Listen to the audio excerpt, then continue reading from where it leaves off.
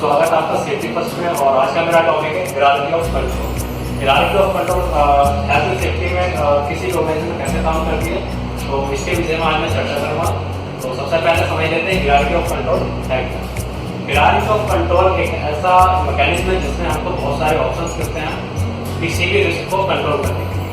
तो जो सबसे ज़्यादा मोस्ट प्रेफर्ड ऑप्शन होता है हम उसको सबसे शुरू में लेके चलते हैं, फिर उससे कम होता है, फिर उसको उसके बाद, फिर उसके बाद। तो इस तरह से जो भी हमारे जो रिलेवेंट ऑप्शन है तो उसकी जो हायरार्की है वो हमको मिलती है और उसके माध्यम से हम रिस्क को कंट्रोल करते हैं। तो सबसे पहले अगर मैं ऑप्शन की बात करता हूँ तो सबसे पहले ऑप्शन है आपका एलिमिनेशन।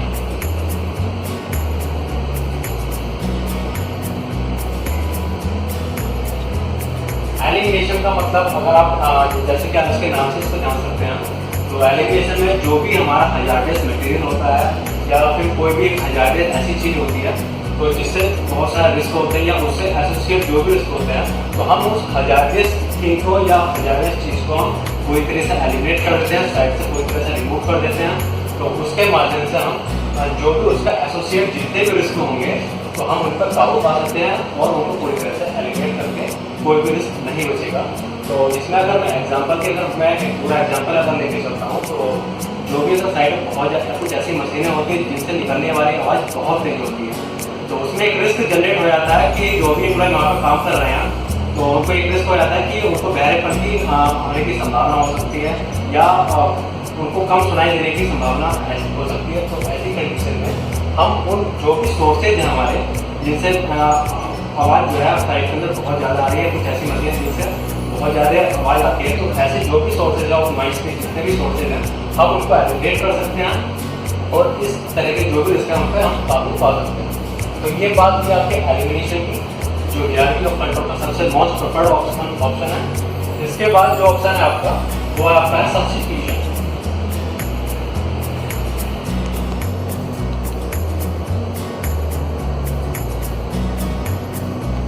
ये भी आधे से ज़्यादा चीज़ अपने नाम से ही जाहिर हो जाती है यहाँ पर। सब्स्टिट्यूशन मतलब जो भी हजार्डियस चीज़ है उसको अगर बाई चांस अगर ये जो भी हम कोई कंडीशन होती है साइड पे कि हम उस हजार्डियस मटेरियल को या कोई हजार्डियस चीज़ है उसको हम एलिमिनेट नहीं कर पा रहे हैं, कुछ ऐसे सर्कमस्टेंसेस होते हैं, तो हम हजार्डियस जो हजार्डियस पार्ट है उस एलिमेंट का उसको हम सब्स्टिट्यूट करने की कोशिश करते हैं। तो इसके बाद हमारा ये दूसरा ऑप्शन आता है सब्स्टिट्यूशन।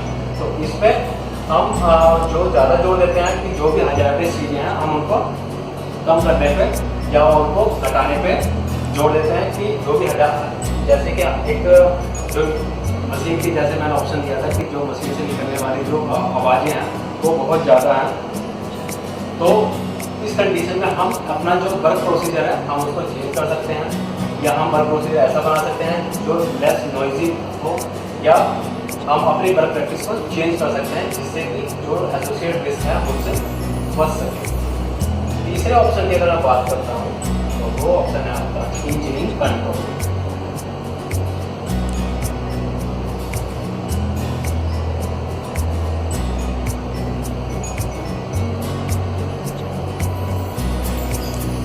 इंजीनियरिंग कंट्रोल की अगर बात की जाए तो ये जो ऑप्शन है जो सब्स्टिट्यूशन के बाद आता है, तो इसमें ये जो ऑप्शन है, ये जो कंट्रोल है वो जो मैन्युफैक्चर है किसी भी इक्विपमेंट का, किसी भी प्रोडक्ट का या कोई भी ऐसी मशीनरी है, तो जो उसका मैन्युफैक्चर है वो ये कंट्रोल प्रोवाइड करता है हमको।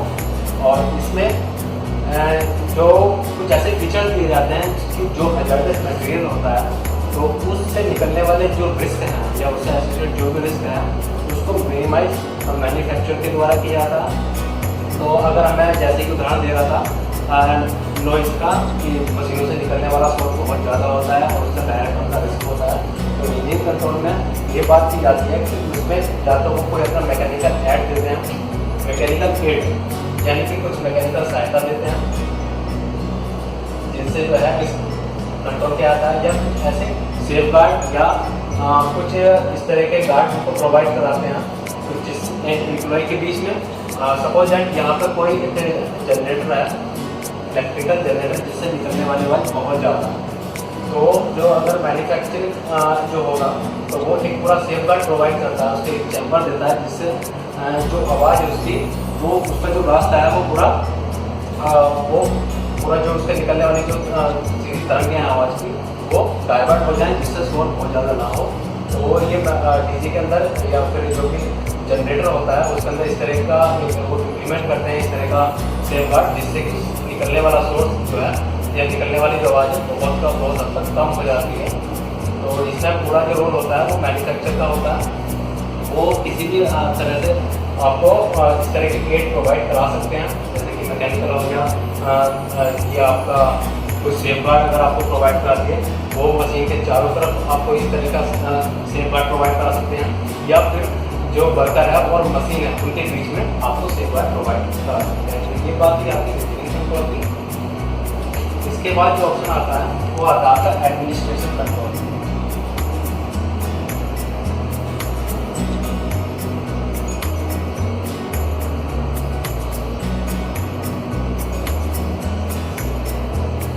कंस्ट्रक्शन अगर साइट की बात करता हूँ तो ये जो ऑप्शन है ये बहुत ज़्यादा प्रेफर किया जाता है कंस्ट्रक्शन साइट पे।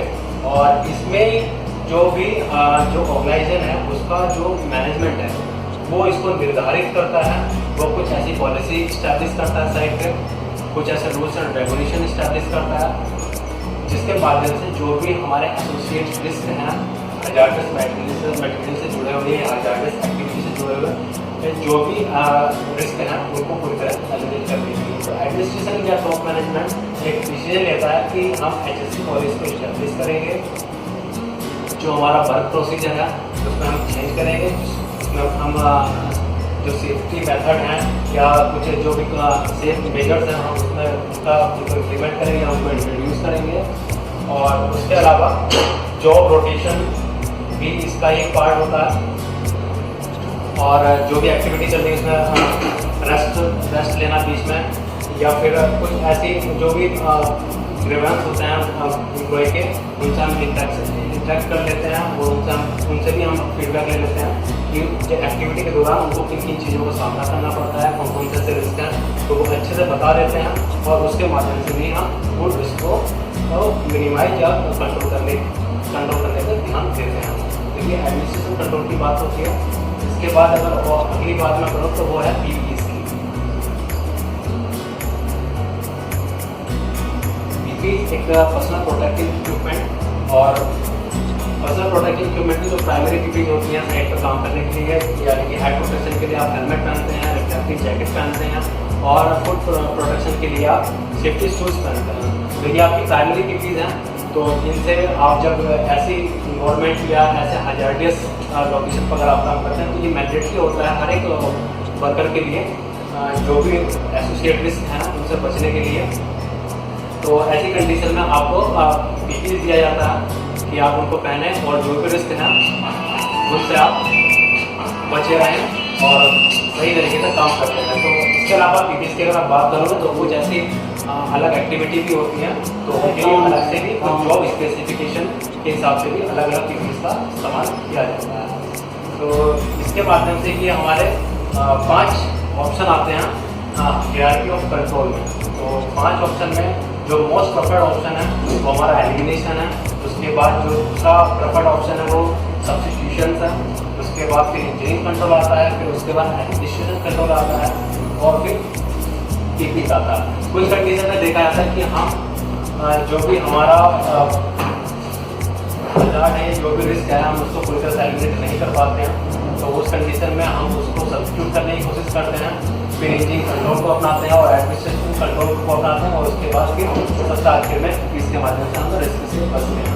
तो कंस्ट्रक्शन अगर साइट की बात करूँ तो मेन फोकस हमारा एडमिनिस्ट्रेशन कंट्रोल पे होता है, इन पर भी पूरा फोकस होता है। लेकिन अगर हम यहाँ इस कंट्रोल की अगर मैं बात करता हूँ एडमिनिस्ट्रेशन कंट्रोल की, तो इस पर एक बहुत बड़ा क्रूशियल रोल यहाँ पे होता है कि जो भी एडमिनिस्ट्रेशन है उसको पॉलिसी निर्धारित करता है कि काम को कैसे किया जाए सेफ्टी के तरीके से।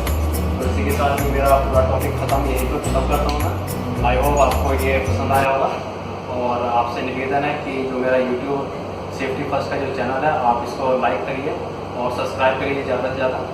Thank you.